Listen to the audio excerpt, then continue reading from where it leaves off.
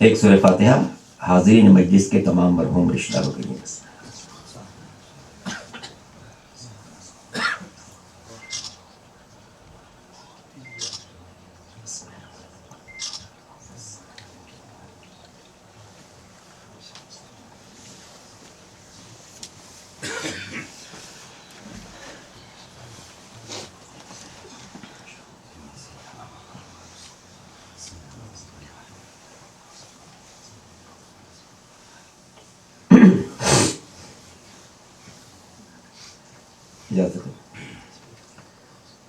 اعوذ باللہ السمیع العلیم من الشیطان اللعین الرجیم. بسم اللہ الرحمن الرحیم.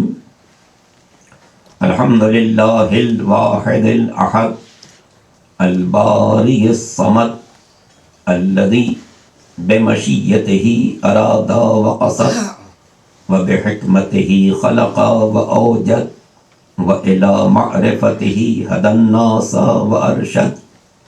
والصلاة والسلام على أول العدد السيد الأوهد والرسول المعتمد والجوهر الممرد والدر المنزد والنور المجسد أبي القاسم محمد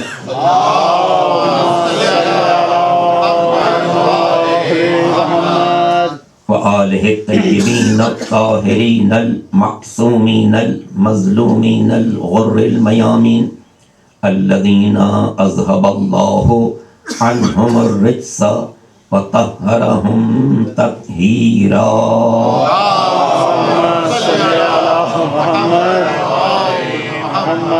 الذین فاز من اعترف بولایتہم واعتقد وخاب من انکرها وجحد واللعنة الدائمة على أعدائهم أجمعين من الأزل إلى الأبد. أما بعد فقد قال الماجد الأمجد في كتابه الممجد وقوله المصدد بسم الله الرحمن الرحيم. فأقم وجهك للدين حنيفا فطرة الله التي فطر الناس عليها لا تبديل لخلق الله ذلك الدين القيم ولكن أكثر الناس لا يعلمون. صلوات صل على محمد وآل محمد. حاضرین گرامی قدر، ہمارے قبل و کعبہ حجت الاسلام اور ماہر صاحب نے بہت کچھ فرما دیا. میں بالکل ایک ادنا طالب علم تھا اور طالب علم ہوں اور انشاءاللہ طالب علم رہوں گا. تو باقی یہ بھی انہوں نے بتا ہی دیا ہے کہ میری گفتگو میں اگر کہیں بہاریت آ جائے تو آپ لوگ معاف کر دیں گے. درود پڑھیں محمد محمد. جی ہاں، اگرچہ ہمارے ایک سوست خان ہیں بہت معروف کراچی میں، وہ کہتے ہیں کہ بہاری ہونے کے لیے بہار میں پیدا ہونا شرط نہیں ہے، اس سے کہ بہاریت ایک کیفیت ہے جو کسی پر بھی طاری ہو سکتی ہے. ایک بار درود پڑھ لیں محمد.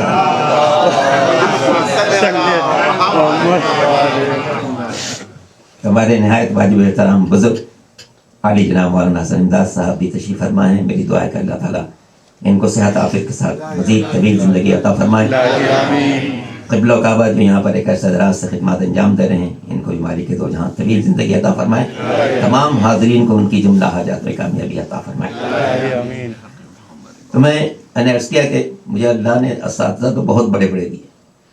میں نجف پہ پہنچا ہوں تو میرے اساتذہ میں آقا خوی علیہ الرحمہ براہ راست، آقا خمینی علیہ الرحمہ براہ راست، آقا بخور صدر علیہ الرحمہ براہ راست. لیکن ان اساتذہ کے باوجود میری طالب علمی وہیں رہی. جی ہاں، اس کا اعتراف مجھے رہنا چاہیے کہ میں اتنا ہی طالب علم رہا. اور الحمدللہ تنزیل مکاتب کا جو سلسلہ پاکستان میں شروع کیا گیا، یہ صرف مالک کا کرم اور سرکار قائم آل محمد امام زمان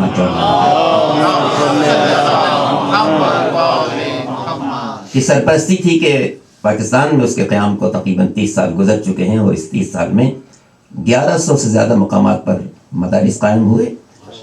جیسا کہ آپ جانتے ہیں کہ تنظیم مکاتب کا ہدف یہ ہے کہ جو بچے اسکولوں میں دنیاوی تعلیم حاصل کرتے ہیں وہ شام کو کم از کم 2 گھنٹہ قرآن، دینیات، اخلاقیات، تاریخ اہل بیت اور سیرت اہل بیت کا درس حاصل کریں. تو الحمدللہ پاکستان میں اس وقت 1100 مقامات پر یہ مدارس قائم ہیں اور 48,000 بچے ان میں تعلیم حاصل کر رہے ہیں. دعا فرمائے کہ یہ سب جاری رہے اور سرکار قائم آل محمد کی سرپرستی ہم سب کو.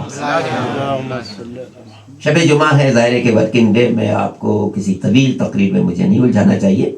میں اس دن بھی یہ بات عرض کر رہا تھا کہ ہمارے ایک بہت ہی کراچی کے چلبلے مزاج کے سوسخان ہیں، بہت چلبلے مزاج کے سوسخان ہیں. تو ایک جگہ اصالہ ثواب کی مجلس، ایک صاحب نے اپنے والد کی مجلس رکھی تھی، جیسے ہمارے احسن صاحب نے، ڈاکٹر صاحب نے پرسوں اپنے والد مرحوم ڈاکٹر باقر نقوی کے لیے اصالہ ثواب کی مجلس رکھی ہے. تو انشاءاللہ آپ حضرات سے اس میں ملاقات رہے گی. تو وہ ایک اصالہ ثواب کی مجلس تھی، سوسخانی کر کے جب میں منبر پر جانے لگا تو میں نے پوچھا کہ جناب آپ کا کیا خیال ہے 2-3 گھنٹے پڑھ دوں؟ کہنے ہاں اگر آپ پاس وقت کم ہے تو اتنی پڑھ لیجیے گا. درود پڑھ لیں محمد.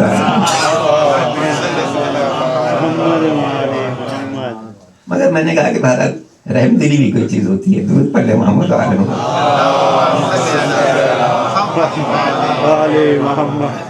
میں نے حسب عادت ان سے ظاہر ہے کہ 40-45 منٹ کی مجلس اصالہ ثواب کی تھی. مجلس سے فارغ ہوا، کہنے کا آپ نے بہت اچھا کیا کہ آپ نے 45 منٹ محترم ہے، ورنہ وہ انسداد بہرحمی والے آ جاتے اور کہتے کہ آپ کیا کر رہے ہیں. ایک بار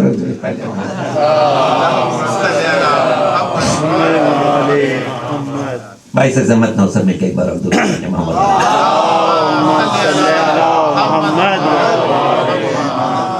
یہاں تو الحمدللہ گھڑی بھی شاید چل رہی ہے تو یہ مجھے قابو میں رکھے گی.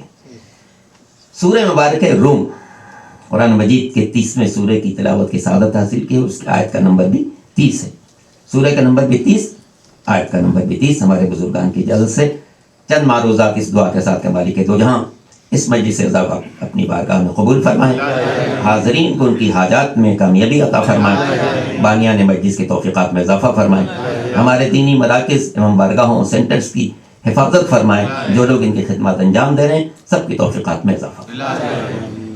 ارشاد قدرت ہے فَأَقِمْ وَجْهَكَ لِلدِّينِ حَنِيفًا، اپنی توجہ دین کی طرف یکسوئی سے قائم رکھنا.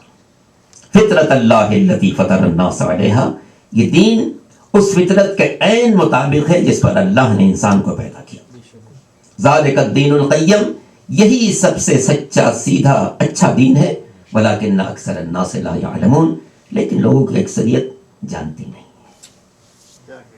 آیت کا آغاز یہاں سے ہوتا ہے کہ فَأَقِمْ وَجْهَكَ لِلدِّينِ حَنِيفًا، اپنی توجہ دین کی طرف.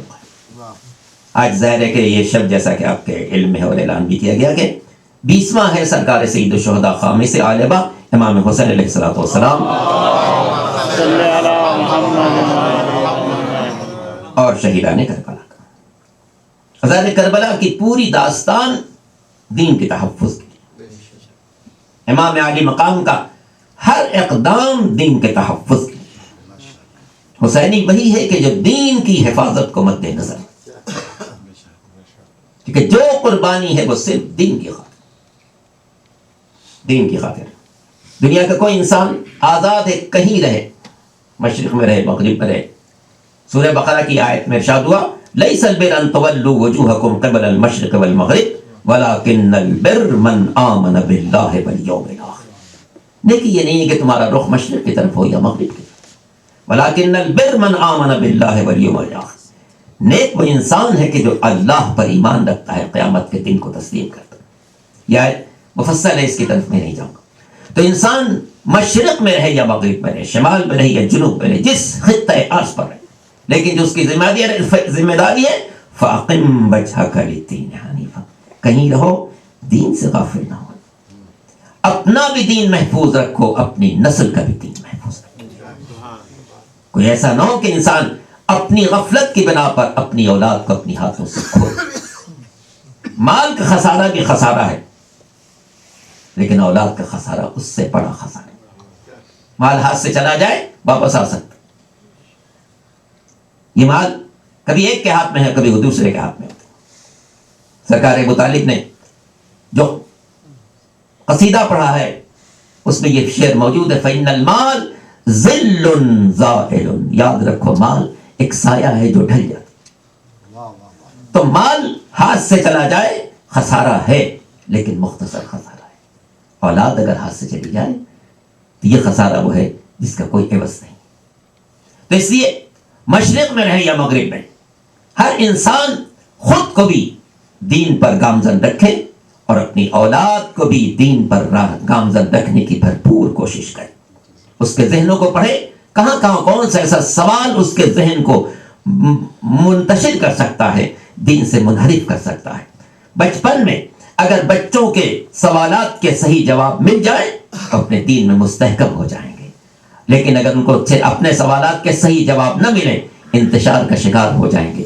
یہ انتشار ان کو مذہب سے انحراف پر لے جا سکتا ہے، لیکن اگر آپ نے اپنی نسل کو، اپنی اولاد کو اس کے ذہن میں پیدا ہونے والے سوالات کو تشفی بخش طور سے حل کر دیا تو اپنے دین میں مستحکم ہو جائے گا، دین میں مستحکم ہو جائے گا۔ چھٹے امام حضرت جعفر صادق علیہ السلام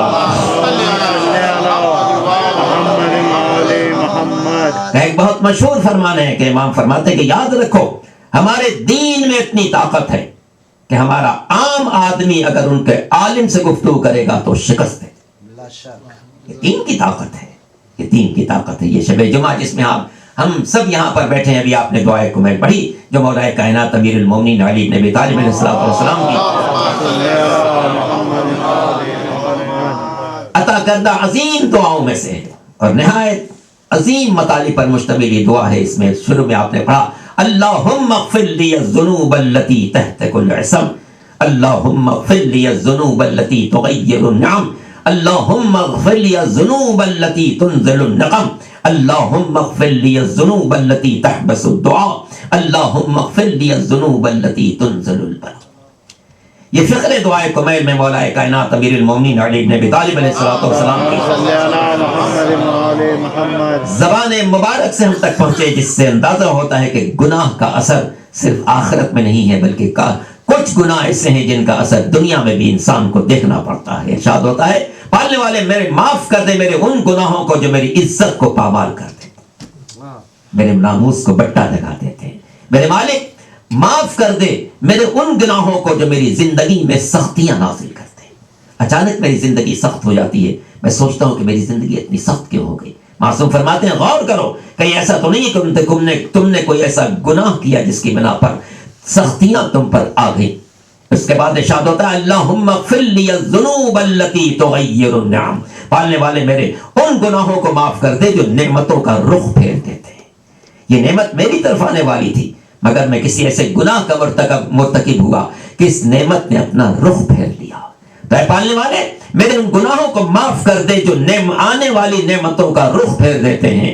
اللہم اغفر لی الذنوب التي تحبس الدعاء، پالنے والے میرے ان گناہوں کو معاف کر دے جن کے بنا پر دعا قبولیت سے رک جاتی ہے۔ انسان سوچتا ہے کہ میرے مالک تو نے وعدہ کیا ہے کہ ادعونی استجب لکم، تم مجھ سے دعا مانگو میں تمہاری دعا کو قبول کروں گا۔ مولا کائنات امیر المومنین علی بن ابی طالب علیہ السلام سے کسی نے پوچھا مولا قدرت کا وعدہ ہے کہ تم دعا مانگو ہم دعا قبول کریں گے، کیا وجہ ہے کہ ہم دعا مانگتے ہیں قبول نہیں ہوتے؟ تو امام نے جو جوابات دیے ہیں ان سے چند باتیں آپ کی خدمت میں عرض کرو۔ امام فرماتے ہیں دیکھو جب دعا مانگو اور دعا کی قبولیت میں تاخیر ہو تو سوچنا کہیں ایسا تو نہیں ہے کہ تم نے کوئی ایسا گناہ کیا ہے کہ جو دعا میں رکاوٹ بن رہا ہے۔ اس کے بعد ارشاد فرماتے کہ دیکھو اگر کوئی گناہ نہ نظر آئے تو پھر یہ خیال کرنا کہ ایسا تو نہیں ہے کہ تم نے کسی بندے کے حق کو روک رکھا ہے۔ اللہ چاہتا ہے کہ پہلے اس کے حق کو ادا کرو پھر مجھ سے اپنے حق کا مطالبہ کرو۔ اس لیے امام نے متعدد مقامات پر متعدد توجیحات بیان کی ہیں کہ کون کون سے اسباب ہیں جو انسان کے لیے دعا میں رکاوٹ کا سبب بنتے ہیں۔ اس کے بعد ارشاد ہوتا ہے اللہم اغفر لی الذنوب التي تنزل البلاء، پالنے والے ان گناہوں کو معاف کر دے جو معاشرے پر بلائیں نازل کرتے ہیں۔ تو مالک نے اس دعا کے ذریعے سے جو معصوم کی زبان مبارک سے ہم تک پہنچی ہمیں سلیقہ بتایا کہ دیکھو بعض گناہ ایسے ہیں جن کا اثر دنیا میں بھی تمہیں دیکھنا پڑ سکتا ہے۔ ایسا نہ ہو کہ انسان ایسے کسی گناہ میں مبتلا ہو جائے کہ اس کی آبرو پامال ہو جائے، نعمتوں کا رخ بدل جائے، زندگی میں سختیاں آ جائیں، دعا قبولیت سے رک جائے، معاشرے پر بلائیں نازل ہو جائیں۔ یا آل محمد کا لطف و کرم ہے کہ انہوں نے رب سے مناجات کا سلیقہ بھی ہمیں سکھا دیا۔ رب سے گفتگو کی جائے، اس کا بہترین سلیقہ آپ کو دعائے کمیل میں ملے گا، یا پھر صحیفہ سجادیہ امام سید الساجدین حضرت زین العابدین علیہ السلام۔ صلی علی محمد وعلی محمد۔ یہ شب جمعہ بھی ہے، شب دعا بھی ہے، شب توبہ بھی ہے، شب رحمت بھی ہے، اور شب جمعہ کی روایت بھی موجود ہے کہ یہ شب مخصوص ہے شہزادی کونین انسیہ ہورا جناب فاطمہ زہرا سلام اللہ علیہ۔ صلی علی محمد وعلی محمد۔ یہ مرکز بھی شہزادی سے منسوب ہے۔ یہ شب بھی جو 20ویں کی شب ہے، یہ شہزادی کے اولاد کے غم کی شب۔ میں چاہتا ہوں کہ شہزادی کے بارے میں بھی ایک دو باتیں آپ کی خدمت میں عرض کروں۔ حدیثی قصہ جو در حقیقت ایک قصیدہ ہے جو رب کی بارگاہ سے پیش کیا گیا اور آل محمد کی بارگاہ تک پہنچا۔ ہم اسے اپنی زبان میں حدیثہ قصہ کہتے ہیں، لیکن در حقیقت یہ وہ قصیدہ ہے جو اس کا پڑھنے والا خدا ہے، سننے والے فرشتے ہیں، اور جہاں پیش کیا گیا وہ سیدہ کی بارگاہ ہے۔ اس قصیدے کو مالک دو جہاں نے فرشتوں کے سامنے پڑھا کہ یا ملائکتی و یا سکان سماواتی انی ما خلقت سماء مبنیتا ولا ارضا مدحیتا ولا قمرا منیرا ولا شمسا مضیئتا ولا فلکا یدور ولا بحرا یجری ولا فلکا یسری الا فی محبت هؤلاء الخمسہ الذین هم تحت الکسا۔ اے میرے بزم ملکوت کے مقرب فرشتوں، یہ 5 ہستیاں جو آج چادر میں جمع ہیں، ان کو پیدا کرنا مقصود نہ ہوتا تو نہ دریا ہوتے، نہ ان کی روانی ہوتی، نہ سمندر ہوتے، نہ ان کی طغیانی ہوتی، نہ آفتاب ہوتا، نہ اس کی تمازت ہوتی، نہ ماہتاب ہوتا، نہ اس کی خنکی ہوتی، نہ ستارے ہوتے، نہ ان کی چمک ہوتی، نہ پھول ہوتے، نہ ان کی مہک ہوتی، نہ پھل ہوتے، نہ ان کی مٹھاس ہوتی، نہ سبزہ ہوتا، نہ شادابی ہوتی، کائنات میں کوئی روشنی نہ ہوتی اگر پنجتن کی روشنی مقصود نہ ہو۔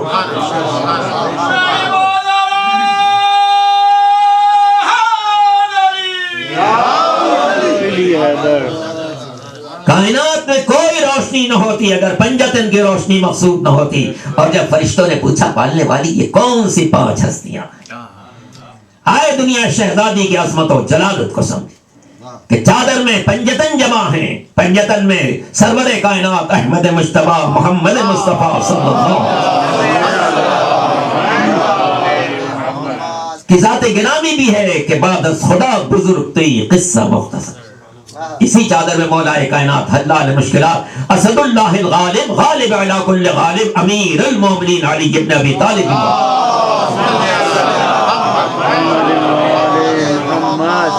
جن کی شان یہ ہے کہ بعد از نبی بزرگ تی قصہ مختصر۔ سرور کائنات کے بعد کائنات کی افضل ترین ہستی مولا کائنات امیر المومنین علی ابن ابی طالب کی ذات گرامی۔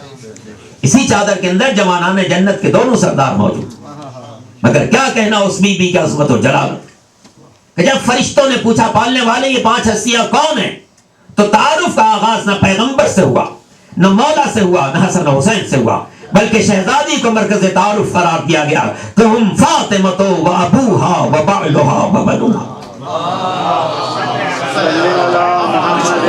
محمد والے محمد باواز بلند صلوات۔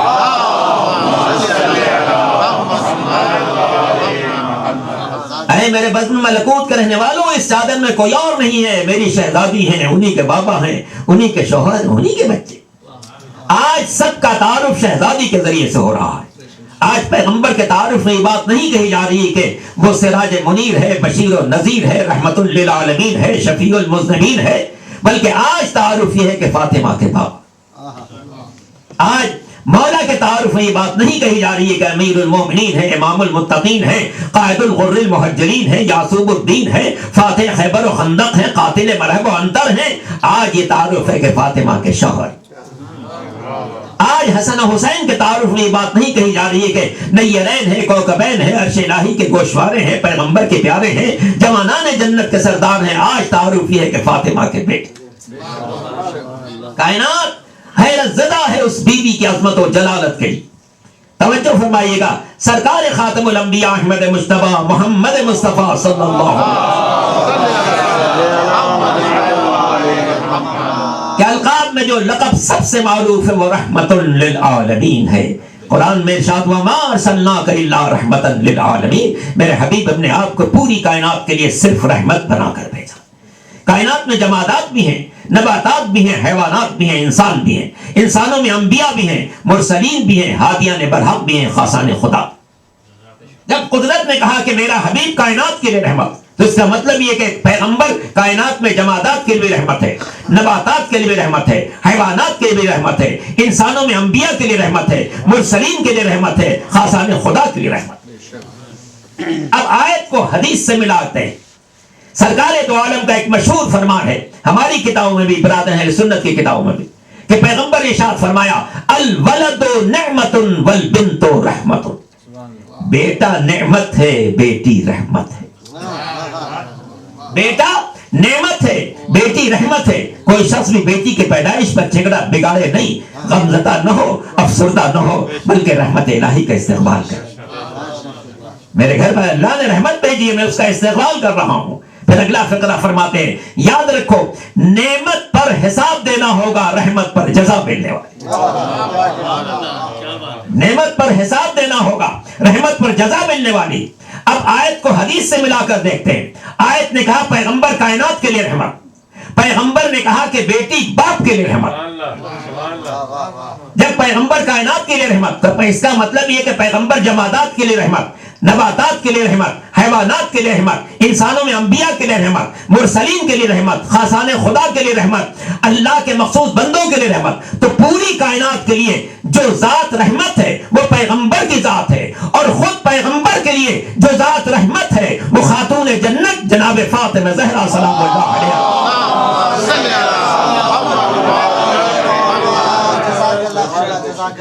کون اندازہ کر سکتا ہے اس بی بی کی عظمت و جلالت کا؟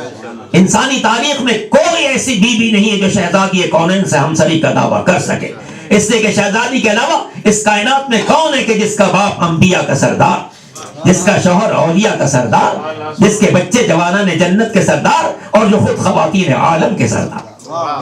اور سرکار دو عالم نے ایک حدیث تو ایسی فرمائی کہ اگر یہ حدیث موجود ہو اور کوئی اور حدیث نہ ہو تو یہی کافی. سرکار فرماتے ہیں کہ میری شہزادی، میری بیٹی اتنی باعظمت ہے کہ لولا علی لما کان لفاطمۃ کفو آدم ومن دون. اگر علی دنیا میں نہ آتے، اگر علی دنیا میں نہ آتے تو میری بیٹی کا کوئی ہمسر نہیں ہو سکتا تھا، آدم سے لے کے آج تک کے انسانوں.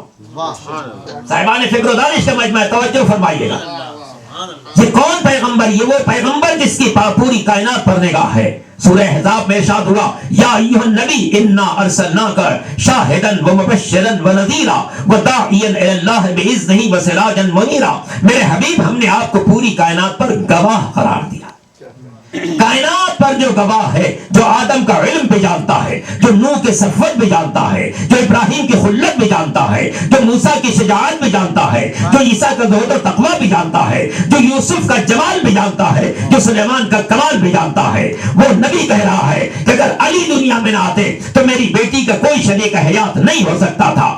آدم سے لے کے آج تک کے انسانوں میں اگر کوئی انسان اللہ کے رسول سے گزارش کرے اے اللہ کے رسول، حضرت آدم سے لے کے آج تک کے انسانوں میں انبیاء ہیں، مرسلین ہیں، ہادیان برحق ہیں، کیا ان میں کوئی ایسا نہیں تھا کہ فاطمہ کا شریک حیات بن سکے؟ تو پیغمبر کا یقیناً جواب یہی ہوگا کہ ہاں میری بیٹی اتنی باعظمت ہے، ایسی جلیل القدر ہے کہ اس کا شوہر صرف وہ ہو سکتا ہے جس میں آدم کا علم بھی ہو، نوح کی صفت بھی ہو، ابراہیم کی خلت بھی ہو، موسیٰ کی شجاعت بھی ہو، یوسف کا جمال بھی ہو، سلیمان کا کمال بھی ہو.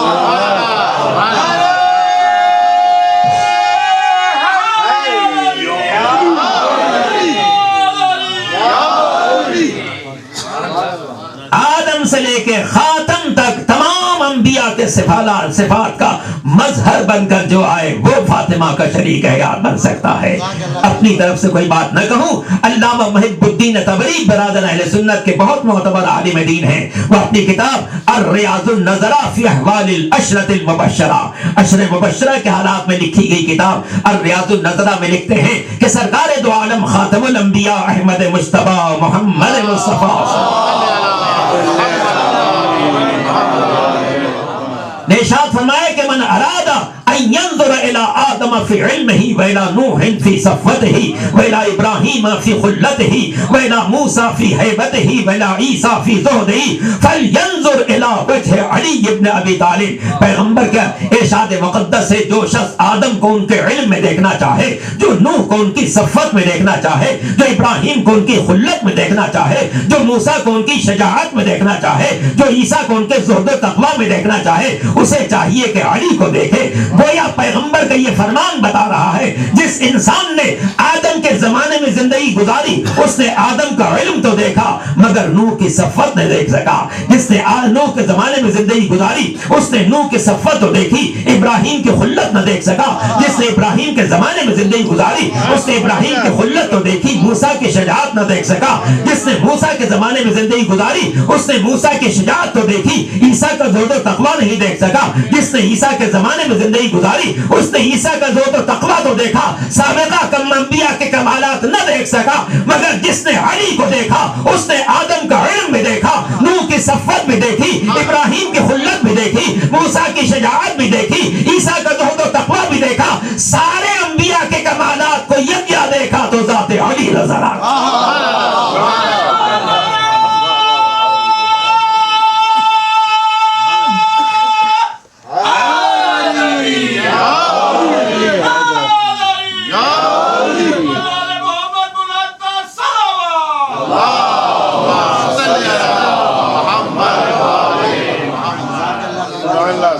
مالک کا کرم ہے کہ اس نے ہمیں علی اور اولاد علی سے وابستہ کرا، اس سے کہ دین کا ہر چراغ زندہ ہے تو انہی کو قربانیوں کی بنا پر زندہ. اگر اس گھرانے کی قربانیاں نہ ہوتی، نہ مسجدیں ہوتی، نہ ان میں محرابیں ہوتی، نہ سجدے ہوتے، نہ سجدوں کا وقار ہوتا. یہ سب صدقہ ہے اس غریب اور مظلوم کا جس کا سر نوک نیزہ پر تھا اور تلاوت کلام پاک کی آواز بلند ہو رہی تھی. شاعر نے اسلام کی پوری تاریخ کو یوں سمو دیا ہے کہ اسلام کے دامن میں بس اس کے سوا کیا ہے، ایک ضرب ید اللہ، ایک سجدہ شب. عزیزان محترم، چونکہ چھٹی کی شب نہیں ہے اس سے میں گفتگو کا زیادہ طول نہیں رہ سکتا. غور فرمائیے گا، یہ یکم سفر آنے والی ہے. یہ یکم سفر وہ ہے جس میں آل محمد کا لٹا ہوا قافلہ حرم رسول کو اسیر بنا کر، قیدی بنا کر شام میں داخل کیا جا رہا ہے. یکم سفر وہ منزل ہے کہ جب زینب جیسی عالی مرتبت خاتون کو یزید جیسے شرابی کے دربار میں جانا پڑا. آپ جانتے ہیں کہ جب بھی چوتھے امام سے پوچھا گیا مولا سب سے زیادہ مصیبت کہاں پڑی، رو کر فرماتے تھے الشام الشام الشام، شام میں ہم پر سب سے زیادہ مصیبت پڑی. اور جب راوی نے عرض کی مولا شام میں کون سی ایسی مصیبت تھی جس کا آپ اتنا ذکر فرماتے ہیں، ارشاد فرمایا اس سے بڑی مصیبت کیا ہوگی کہ محمد کی نواسیاں حاکم کے دربار میں پیش کی گئی. اللہ اکبر، وہ کیسا وقت ہوگا جب ان بیویوں کو حاکم کے دربار میں جانا پڑا ہوگا، ان بیویوں کو حاکم کے دربار میں جانا پڑا ہوگا. تاریخوں میں ملتا ہے، ارباب مقاتل بیان کرتے ہیں کہ جب جناب زینب کو یزید کے دربار میں جانے کا حکم ملا، شہزادی نے بیویوں کو کہا آؤ بیویوں سب جمع ہو جاؤ، میں دعا کرتی ہوں تم آمین کہنا. اب ساری بیویوں نے اب سوچا، اطمینان حاصل ہو گیا کہ اب زینب دعا کریں گی ضرور دعا قبول ہو جائے گی. ہم اب تک جن مصائب سے گزر رہے ہیں ان کا خاتمہ ہو جائے گا، اس لیے کہ نبی کی نواسی دعا کرنے والی ہے، علی و فاطمہ کی بیٹی دعا کرنے والی ہے. راستے کی مصیبتیں برداشت کرتے کرتے وہ منزل آ چکی ہے کہ یہ بیویاں اب اپنے اپنے ہاتھوں کو بلند کر رہی ہیں دعا کرنے کے لیے. مگر جس وقت جناب زینب نے دعا کرنا چاہا، ایک مرتبہ بھائی کے چہرے پر نگاہ پڑ گئی، دیکھا حسین مظلوم کی آنکھوں سے آنسو جاری ہے. عجب نہیں شہزادی نے پوچھا ہوگا بھیا آپ کی آنکھوں میں اس وقت آنسو کیوں نظر آ رہے ہیں؟ کیا علی اکبر کی جوانی یاد آ گئی، یا قاسم کا لاشا یاد آ گیا، یا عباس کے بازو یاد آ گئے، یا وہ وقت یاد آ گیا جب آپ کے ہاتھوں پر 6 مہینے کے بچے کا لاشا تھا؟ عزیزان محترم، آپ اپنے عاشور کے دن ایک عمل انجام دیا ہوگا، اس میں 7 مرتبہ آگے بڑھتے ہیں اور 7 مرتبہ پیچھے آتے ہیں۔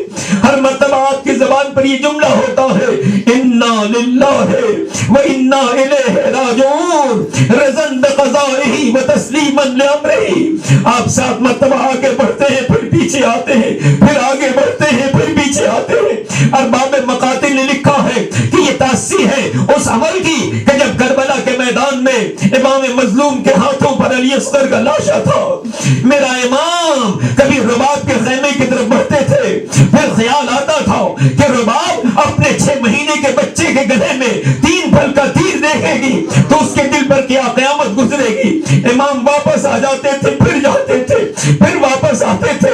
اللہ اللہ 7ویں مرتبہ جب خیمے کے دروازے پر پہنچے، رباب کو پکارا، اے رباب اپنی امانت لے جاؤ، اپنی امانت لے جاؤ۔ کہتے ہیں رباب سے پہلے سکینہ آگے بڑھی، جناب سکینہ نے دیکھا کہ میرا بھائی روتا ہوا گیا تھا، خاموش واپس آیا ہے۔ امام نے ابا کا دامن کر رکھا، دامن سے اسے چھپا رکھا ہے۔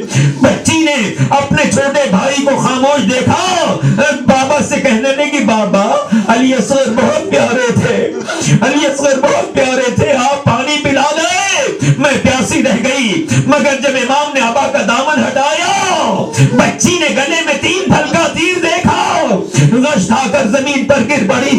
عزیزان محترم، ارباب تاریخ کہتے ہیں کہ ہندوستان کے بعض علاقوں میں جب عاشور کے دن ذوالجناح کا جلوس گزرتا ہے تو ہندو عورتیں اپنے گھروں سے دودھ کے پیالے لے کر آتی ہے، دودھ کے پیالے لے کر آتی ہے اور ذوالجناح کے قدموں پر دودھ ڈالتی ہے۔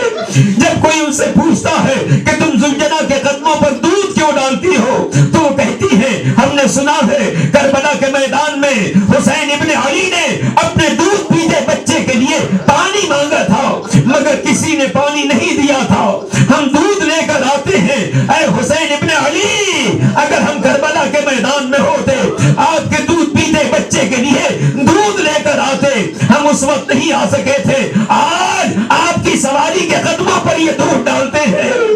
عزیزان محترم، آپ جانتے ہیں کہ ہمارا اور آپ کا چوتھا امام واقع کربلا کے بعد 34 سال زندہ رہے، مگر جب بھی کوئی آتا تھا امام کو روتے ہوئے پاتا تھا۔ واقع کربلا کے بعد امام کہیں جانا پسند نہیں کرتے تھے، لیکن اگر کوئی شخص کہتا تھا کہ اے مولا، ہم نے آپ کے بابا کے لیے مجلس عزا رکھی ہے، ان مجالس کی کیا قدر و قیمت ہے اندازہ کیجئے۔ جب کوئی شخص کہتا تھا مولا ہم نے آپ کے بابا کے لیے مجلس عزا رکھی ہے تو میرا امام اس مجلس میں شرکت کے لیے تشریف لے جاتے تھے۔ ایک ایسے ہی موقع پر جب امام گھر سے نکلے بابا کی مجلس میں شرکت کرنے کے لیے، مدینے کا بازار کھلا ہوا تھا، بازار کے لوگ اپنے اپنے کاموں میں مصروف تھے۔ انہی دکانداروں میں ایک قصاب کی بھی دکان تھی جس نے اپنے جانور کو ذبح کیا ہوا تھا، مگر جب لوگوں نے دیکھا کہ امام تشریف لے لا رہے ہیں تو لوگوں نے اپنے بازار کی دکانوں کو بند کرنا شروع کیا۔ بازار والوں کو خیال آتا تھا کہیں ایسا نہ ہو میرا امام مدینے کا بازار دیکھے اور اسے شام کا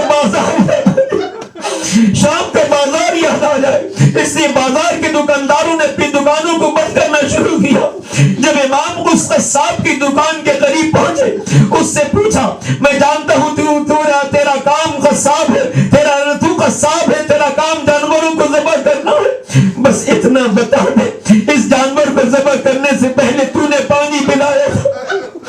اس نے کہا مولا ہم مسلمان ہیں، آپ کے جد کی شریعت کے پابند ہیں، جب کسی جانور کو ذبح کرنا ہو پہلے اسے دانہ کھلاتے ہیں، پھر پانی پیش کرتے ہیں، جب وہ بار بار اپنا منہ پانی سے ہٹا لیتا ہے تب ہم اسے ذبح کرتے ہیں۔ بس یہ سننا تھا میرے امام نے کربلا کا رخ کیا۔ ہائے بابا، جانور کو ذبح کرے پانی پلاتے ہیں، مگر میرا بابا وقت آخر پانی طلب کرتا رہا، کوئی ایسا نہ تھا جو بابا پر رحم کرتا۔ ارباب تاریخ نے لکھا ہے کہ ماہ مبارک میں افطار کے موقع پر بھی اگر امام کے لیے پانی لایا جاتا تھا تو پانی کو ہاتھ میں لے کر کربلا کا رخ کرتے تھے۔ بابا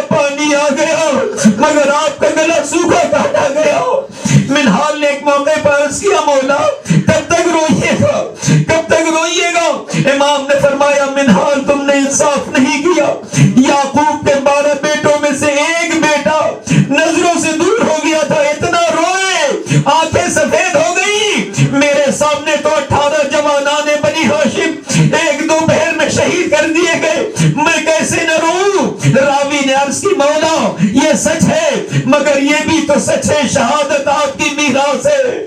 جیسے ہی راوی نے فقرہ کہا کہ مولا شہادت آپ کی میراث ہے، میرے امام نے سینے پر ہاتھ رکھا، بلند آواز سے رونے لگے۔ میرا غریب امام سید الساجدین بلند آواز سے گریہ فرما رہے تھے۔ راوی نے عرض کی مولا اگر کوئی گستاخی ہو گئی تو میں معذرت چاہتا ہوں۔ امام نے فرمایا تم نے گستاخی تو نہیں کی مگر مجھے ایک بات یاد آ گئی، تم نے سچ کہا شہادت ہماری میراث ہے۔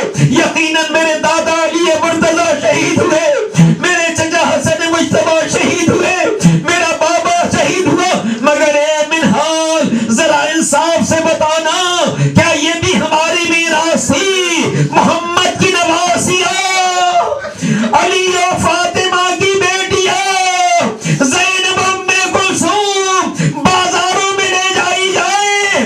عجب نہیں جناب زینب نے شام کے دروازے پر پہنچ کر مدینے کا رخ کیا ہوگا، جناب سیدہ کو پکارا ہوگا، اے اماں، اے اماں، آپ کا جنازہ رات کی تاریکی میں اٹھایا گیا مگر آپ کی بیٹیوں کو بازاروں میں لے جا۔ ہائے اماں، ہمارے بازو میں رسی بندھی گئی۔ اے اماں، جس حسین کو چکی پیس پیس کر پالا تھا اس کا لاشا زمین گرم پر رہا، سرنوں کے نیزہ پر۔ وَسَيَعْلَمُ الَّذِينَ ظَلَمُوا أَيَّ مُنْقَلَبٍ يَنْقَلِبُونَ۔